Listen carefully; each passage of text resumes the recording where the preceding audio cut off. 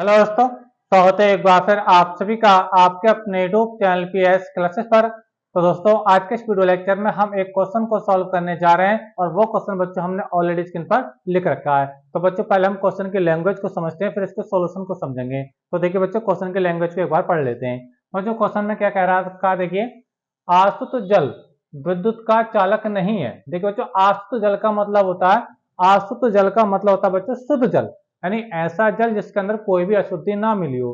तो ऐसे जल को बच्चों क्या बोलते हैं, आसुत जल बोलते हैं। ठीक है, तो देखिए, आसुत जल विद्युत का चालक नहीं है, जबकि वर्षा का जल विद्युत का अच्छा चालक है। क्यों, समझाइए।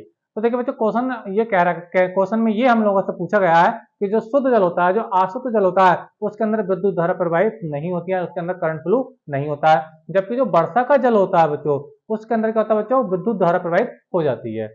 ठीक है, तो ये क्या रीजन है, इसी रीजन को यहाँ पे इस क्वेश्चन के जवाब में आपको बताना है। तो चलिए देखिए बच्चों, पहले आपको इसको ओवरऑल आपको समझा रहा हूँ, फिर स्क्रीन पर आपको लिख करके समझाता हूँ। देखिए बच्चों, जो आपका आसुत जल होता है ना, शुद्ध जल, उसके अंदर आयन नहीं होते हैं। क्योंकि बच्चों, हम लोग जानते हैं कि अगर किसी लिक्विड के अंदर अगर विद्युत धारा प्रवाहित होगी, तो बच्चों वो होती है आयन की वजह से, किसी वजह से, आयन की वजह से। अब जो आपको जो आसुत जल होता है ना, उसके अंदर आयन होते नहीं है, और जब आयन नहीं होते हैं तो इसी कारण क्या होता है बच्चों, कि जो आसुत जल है उसके अंदर विद्युत धारा प्रवाहित नहीं होती। मैं फिर से कह रहा हूँ बच्चों, किसी भी लिक्विड के अंदर, क्योंकि जल भी तो एक लिक्विड है, उसके अंदर क्या होता है, शुद्ध जल जब होता है बच्चों, तो उसके अंदर क्या होते हैं, आयन नहीं होते। आयन न होने की वजह से बच्चों उसके अंदर करंट फ्लो नहीं होता है। जबकि जो आपका वर्षा का जल होता है बच्चों, वर्षा के जल में बच्चों आपके कुछ वायुमंडलीय गैसें, जैसे सल्फर डाइऑक्साइड है, कार्बन डाइऑक्साइड है, नाइट्रोजन डाइऑक्साइड है, ये गैसें मिलकर के अम्लों का निर्माण करती हैं। और अम्लों की एक विशेषता होती है कि वो H प्लस देते हैं। क्या देते हैं बच्चों, आयन के रूप में H प्लस देते हैं। समझ में आप लोगों को मेरी बात। तो जिसकी वजह से क्या होता है, उसके अंदर करंट फ्लो हो जाता है। तो देखिए, अब मैं आप इसको लिख करके आपको समझाता हूँ। देखिए, ठीक है, तो देखिए स्टूडेंट, इसका जवाब में आपको क्या लिख करके आना होता है, लिखना बच्चे ये होता है। देखिए, आंसर लगाएंगे इस चीज का। देखिए, लिखेंगे आसुत जल में, आसुत जल में आयन नहीं होते हैं, आयन, आयन नहीं होते हैं, जिससे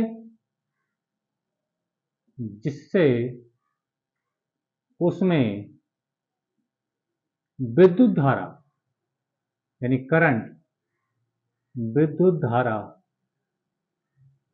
प्रवाहित नहीं होती है, विद्युत धारा प्रवाहित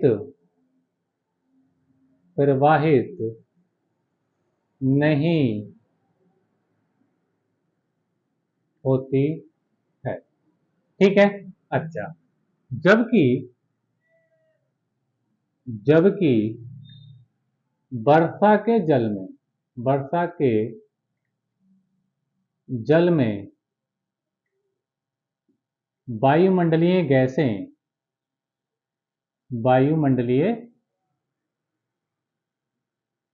वायुमंडलीय गैसें,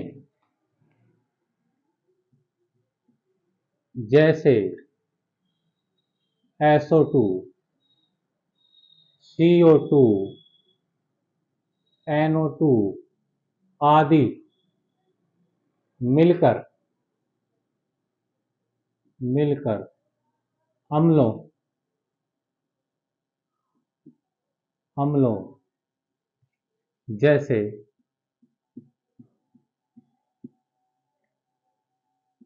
H2SO4, यानी जब जल की अभिक्रिया सल्फर डाइऑक्साइड से होती है तो क्या मिलता है बच्चा, आपको H2SO4 मिलता है। और ये क्या बच्चा, आपका सल्फ्यूरिक अम्ल है। ठीक है, तो मैं यही तो कह रहा था कि जो वर्षा का जल होता है ना, वर्षा के जल में होती कुछ वायुमंडलीय गैसें मिल जाती हैं, जिससे क्या वो क्या होती है, एसिड बनाती हैं। समझ में आप लोगों को मेरी बात।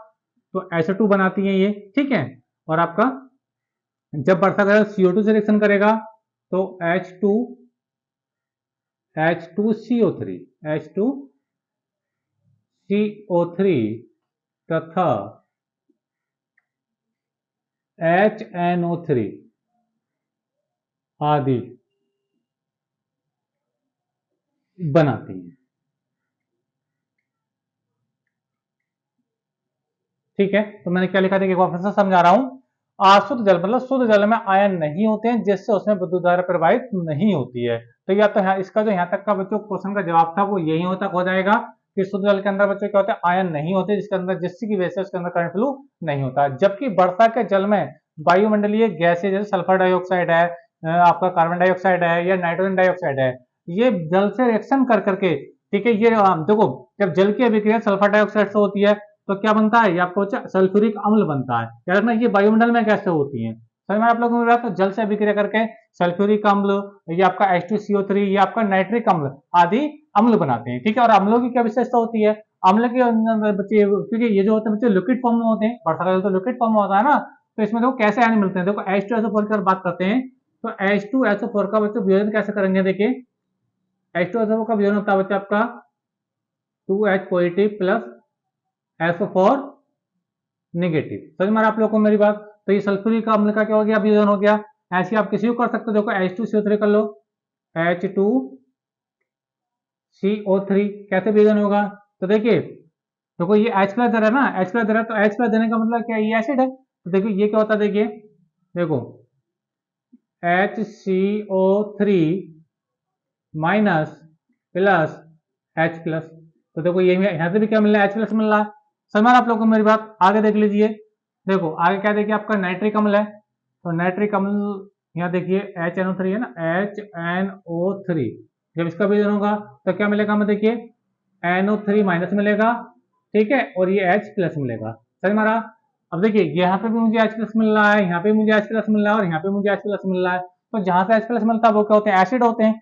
समझ में आ रहा है आप लोगों को मेरी बात। तो वर्षा के जल में ये आयन होते हैं, क्या होते हैं बच्चों, ये नेगेटिव आयन भी होते हैं और ये पॉजिटिव आयन होते हैं। तो यही क्या करते हैं, उसके अंदर गति करते हैं, जिससे क्या होता है, वर्षा के जल में करंट आता है। जबकि शुद्ध जल के अंदर बच्चों ये आयन नहीं होते हैं, जिससे कि शुद्ध जल के अंदर करंट फ्लो नहीं होता है।